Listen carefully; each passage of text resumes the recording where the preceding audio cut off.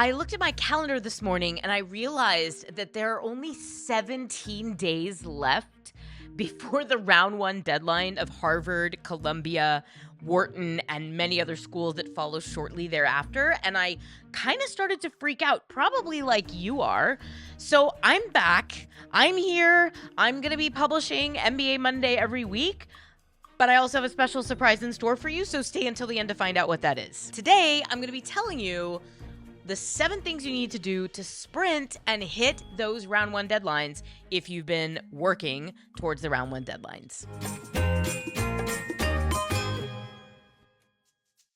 Welcome back to MBA Monday.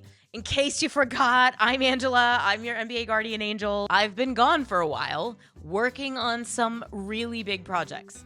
We've got an amazing set of things launching at our sister company at happyatwork.com, which is now what our main channel is going to be focused on. And we've been working on lots of new offerings for our MBA applicant friends, which is you. If you've been refreshing this channel, hoping to see new MBA Mondays and coming up empty every week, I want you to know I'm back. I'm here. This is the first MBA Monday of a long stream of MBA Mondays coming your way. And if you're sticking around till the end of this video, I have a special surprise for you that I hope you're going to like. So stick around till the end. Today I'm talking about the round one sprint. You got 17 days left for Harvard, Wharton, Columbia, and only a few more days left for many other amazing schools. So let's talk about how you can cross that finish line with confidence. I've got 7 things that you really want to make sure to do in the next 17 days so that you can finish strong. Okay, rapid fire. 7 things you need to do to hit the round one deadline. Number 1, get your recommendations in order. If you haven't already reached out to your recommenders, do that right away. If you have reached out to them, follow up with them, make sure they're doing their job right. I even have a cheat sheet for you. This is something we usually only share with our clients or charge for, but you can grab it for free this week at the link down below, get.mbaprotocol.com/recommendation, or scan this QR code. It's a cheat sheet. You're going to love it. You can give it to your recommenders. You can read it yourself. It helps you understand the job that they need to do to really advocate for you in your applications. Recommendations are key and they're very time sensitive. So if you haven't already started rolling on those, get on it. Number 2, make sure your test score is strong. If you're submitting a GRE or a GMAT, you really want to do your best to make sure that that score is within the average range of the schools that you're applying to.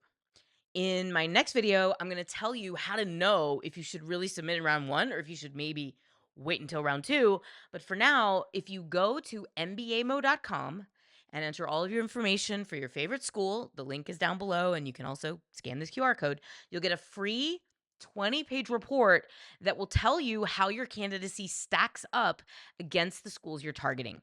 The test score is of special importance because it's the one thing that everyone has to submit, and it's the one thing that could be the reason you are rejected, even though you're an amazing candidate. So if you're still working on your test score, you want to get it as high as you can before the deadline.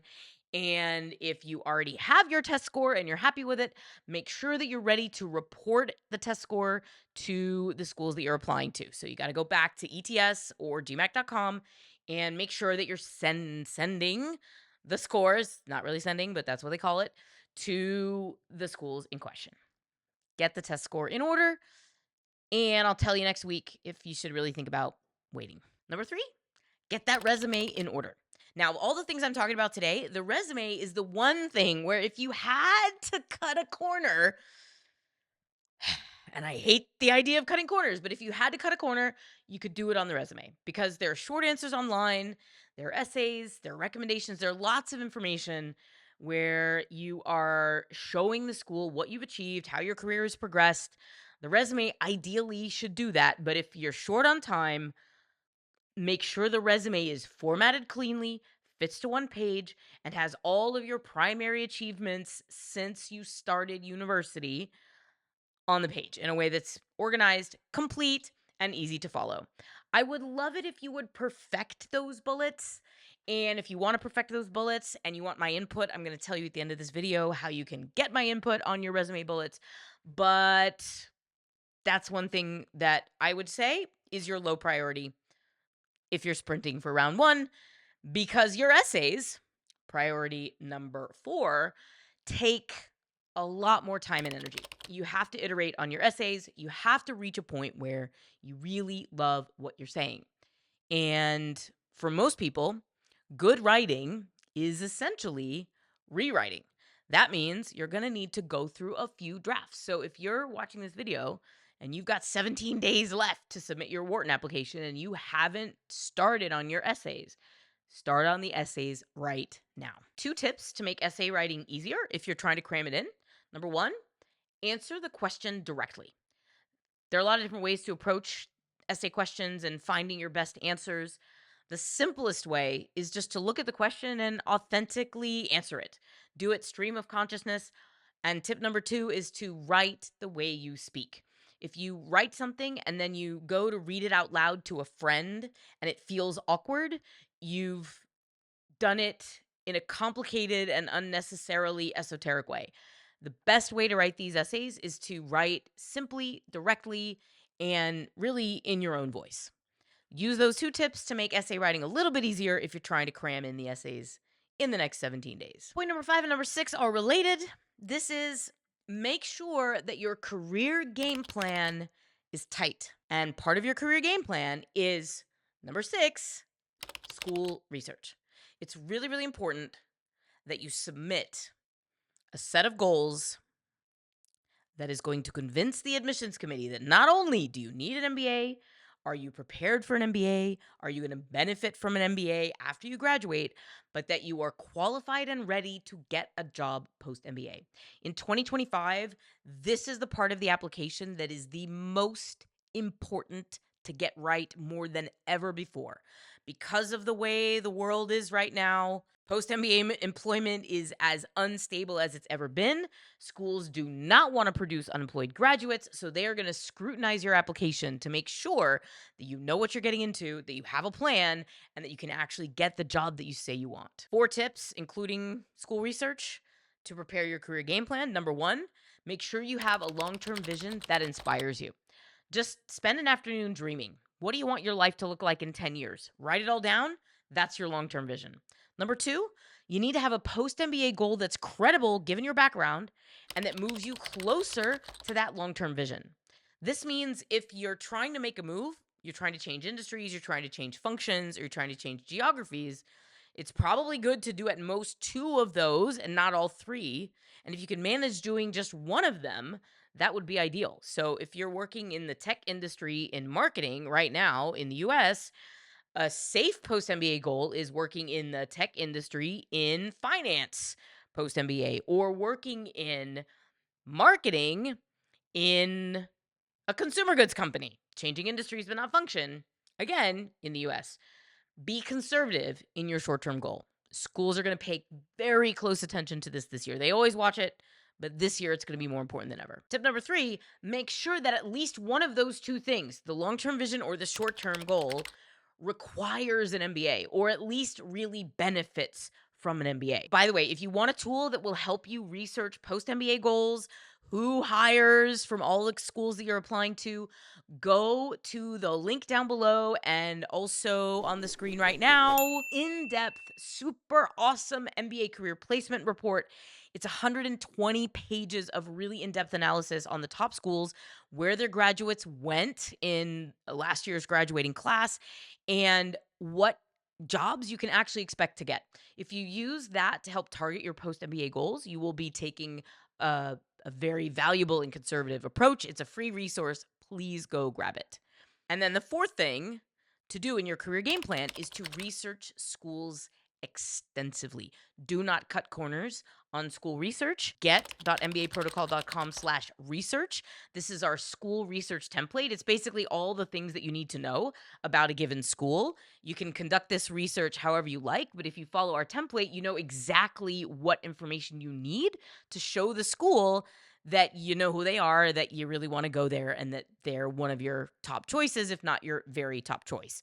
This resource is usually paid, but we're making it free this week for the round 1 sprint. So as long as you're watching this video within 1 week of when it aired, you can go grab that template for free. Last thing, tip number 7, to be ready to submit in round 1 is to make sure that you're ready, that you've thought of all the odds and ends in the application. So that's all the online aspects, the video essays that some schools pose after you submit your application. It's getting your transcripts in order. It's, again, sending your test scores. It's all the peripheral things that will come back to bite you at the last minute if you haven't been thinking about them. Just make sure you're on top of all the things. So if you're applying to multiple schools, you might want to have a spreadsheet keeping track of all the things, or you can use the online applications themselves, but don't let any of those details slip through the cracks because you spent all your time focused on your test scores and your essays. I promised you if you stuck around to the end, I would let you know about a surprise that I have in store for you, and that is that I am going to try something new on this channel. I'm going to try going live every day next week, starting August 25th. So as you are sprinting for the round 1 deadlines, you can join me on this channel every day at 1:30 p.m. Eastern Time for direct advice on your MBA applications from me. I'm going to have a topic every day. I'm going to talk about something different, but I'm also going to just answer your questions, and I'm going to help you cross the finish line with confidence and ease. I'm actually incredibly excited about this. I can't wait to see who shows up. I hope at least 1 or 2 of you come. We'll see how it goes. But if you're not subscribed to this channel already, please hit the subscribe button so that you don't miss any of these opportunities to interact with me. If you have specific questions that are really important to you in these next 17 days, please leave me a comment and let me know what else you'd like me to talk about, and I will make sure to incorporate your questions and your ideas in my live sessions so that I can really respond to whatever it is that you need as you're finishing your applications. As I think you know, I'm rooting for you. I'm going to be here with you every week for the next many weeks, and next week I am going to be here every day. As long as at least 1 person shows up, I'll be here. Get back to hustling. I'll see you here next week. The little fishies. The smelts. Stop it! If your resume sucks, stop it. I have been working... Don't do that.